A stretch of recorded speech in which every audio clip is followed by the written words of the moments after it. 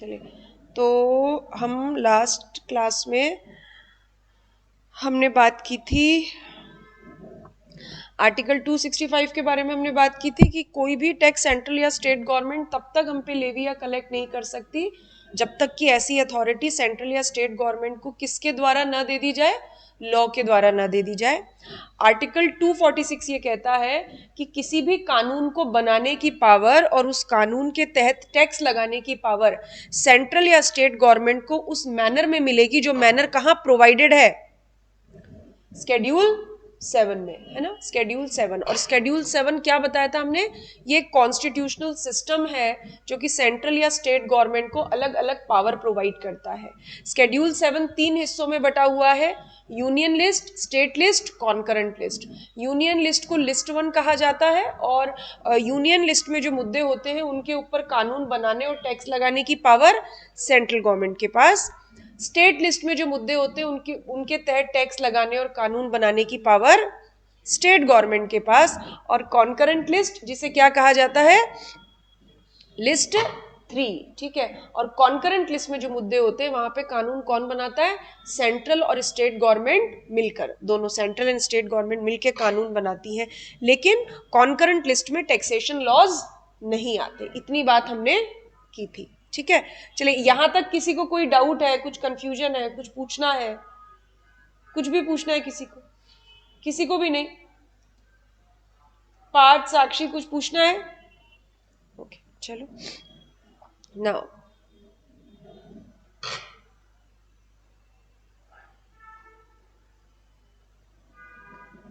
अब ना हम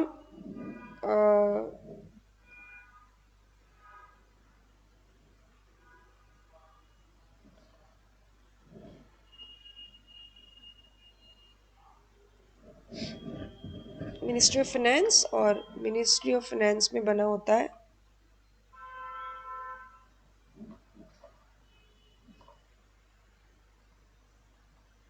डिपार्टमेंट ऑफ रेवेन्यू, ठीक है।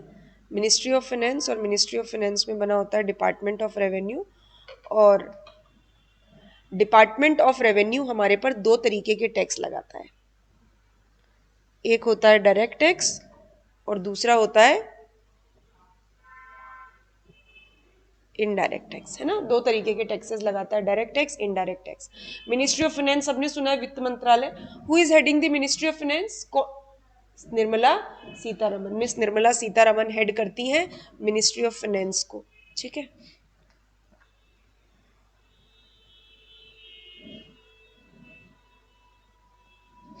चलिए, अब सबसे पहले हम बात करते हैं कि दो तरीके के टैक्सेस हैं, डायरेक्ट टैक्स और इनडायरेक्ट टैक्स। डायरेक्ट टैक्स का मतलब क्या होता है, जो डायरेक्टली इंपोज होता है, means where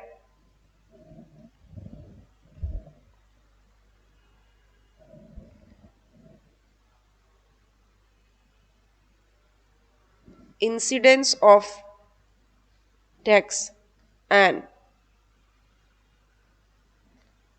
burden of tax on the same person। Direct tax का मतलब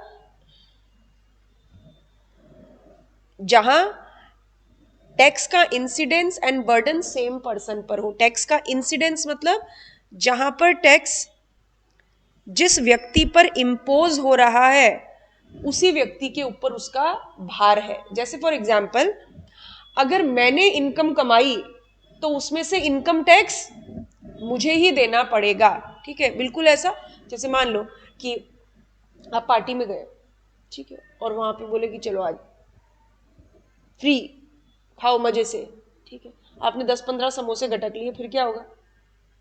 उन समोसों का बर्डन किसके पेट पे पड़ेगा? आप ही के पेट पे पड़ेगा। ये बिल्कुल ऐसा ही है ना। जिसने ज्यादा समोसे खाए पेट उसका दिखेगा। इसी तरीके से जिसने ज्यादा कमाई की टैक्स उसी को देना पड़ेगा। तो जिस व्यक्ति पे टैक्स का इंसिडेंस है उसी व्यक्ति पे टैक्स का बर्डन है और कहते हैं डायरेक्ट टैक्स। और एग्जाम्पल क्या है इसका?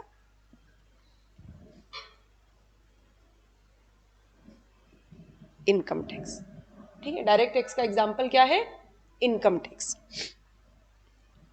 और ये जो इनकम टैक्स होता है ये कैसा होता है? हाँ, ये प्रोग्रेसिव इन नेचर है। प्रोग्रेसिव इन नेचर क्यों है? हाँ, जैसे जैसे आपकी इनकम बढ़ेगी वैसे वैसे आपका टैक्स भी बढ़ेगा। जैसे जैसे इनकम बढ़ेगी वैसे वैसे टैक्स बढ़ेगा। और ये जो डायरेक्ट टैक्स है इसके पापा कौन है?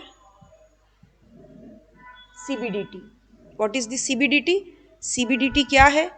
पापा क्यों बोला मैंने इसे?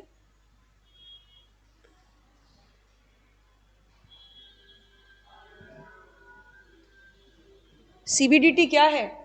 एडमिनिस्ट्रेटिव बॉडी है। सीबीडीटी क्या है? एडमिनिस्ट्रेटिव बॉडी है। CBDT stands for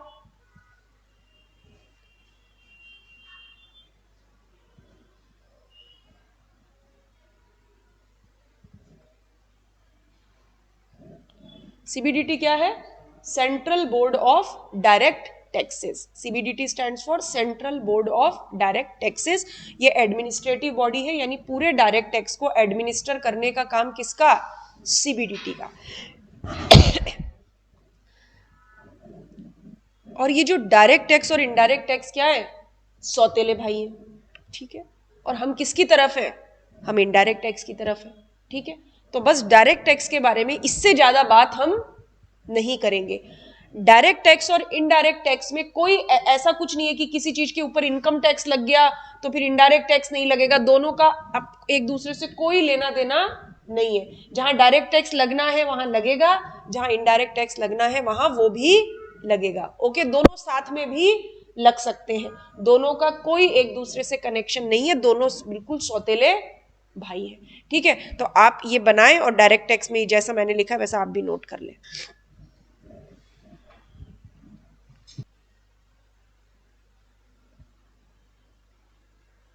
Sakshi note करें। साक्षी साक्षी बात समझ में आ रही है? क्या क्या बताया मैंने, क्या एक्सप्लेन किया? कोई कंफ्यूजन है तो बोलिए। पार्थ?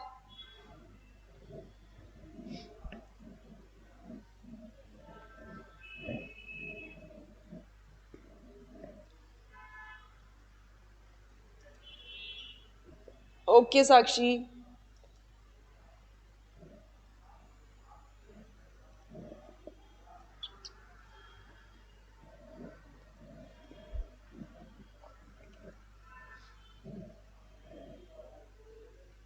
कोई वर्ड नहीं समझ में आए, कोई स्पेलिंग नहीं समझ में आए तो पूछ लीजिएगा, है ना।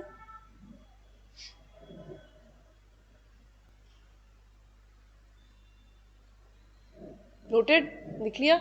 कुछ कंफ्यूजन इसमें कोई? ठीक है, चलो अब हम बात करते हैं इनडायरेक्ट टैक्स, ठीक है। और इनडायरेक्ट टैक्स को समझने से पहले हम एक एग्जांपल पे बात करते हैं। एक रेस्टोरेंट है,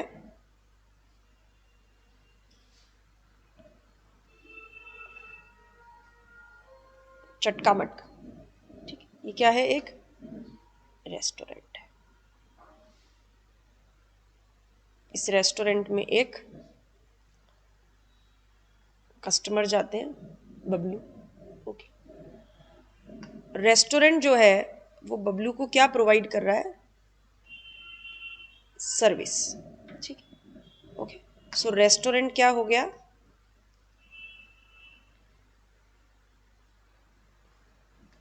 सप्लायर ऑफ सर्विस। और बबलू कौन हो गए? रिसिपिएंट ऑफ सर्विस, ठीक है। रेस्टोरेंट के मेन्यू कार्ड में क्या लिखा था? बहुत सारे आइटम, उनकी रेट, और नीचे क्या लिखा था?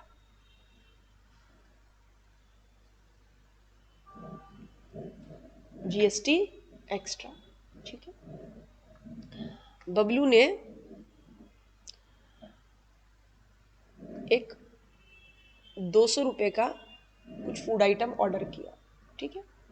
और इन्होंने ये देखा ही नहीं नीचे क्या लिखा था, जीएसटी एक्स्ट्रा, कुछ नहीं देखा इन्होंने।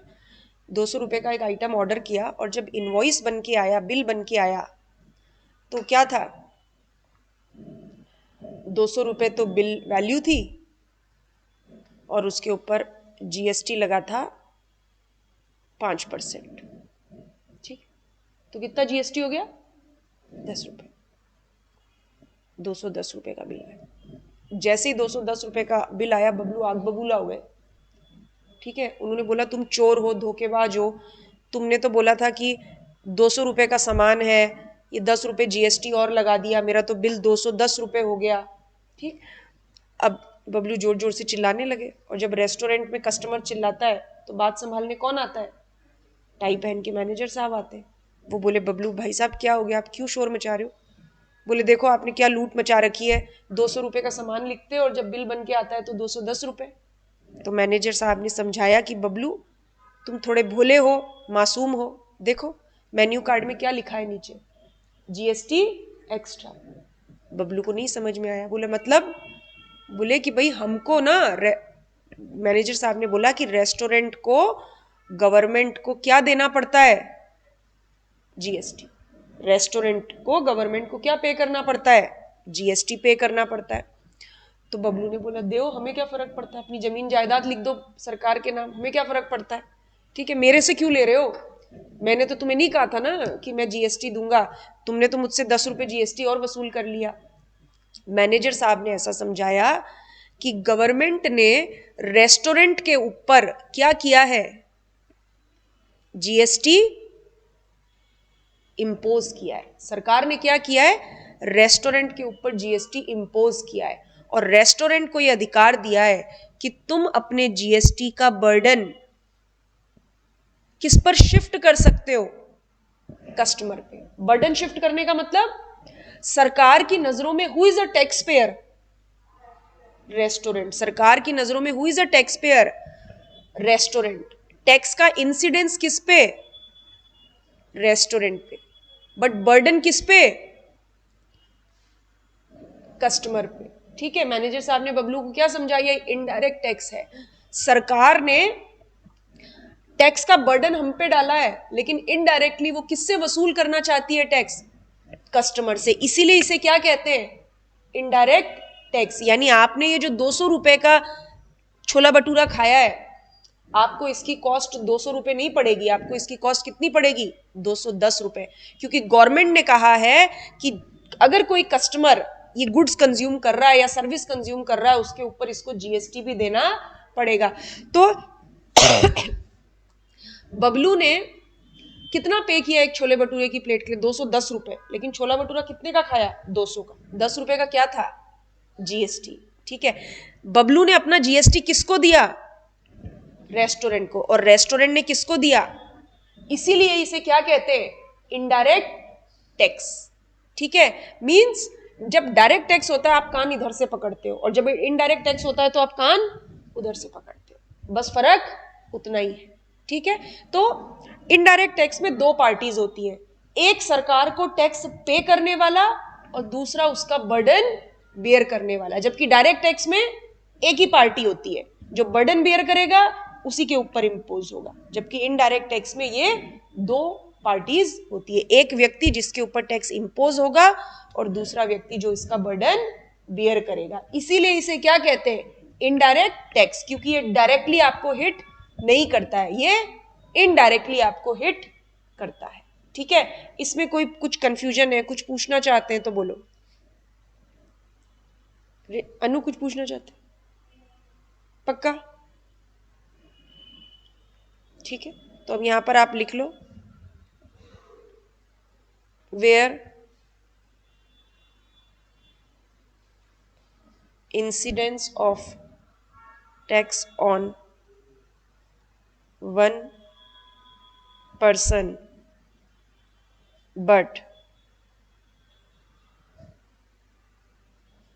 burden can be shifted to another person।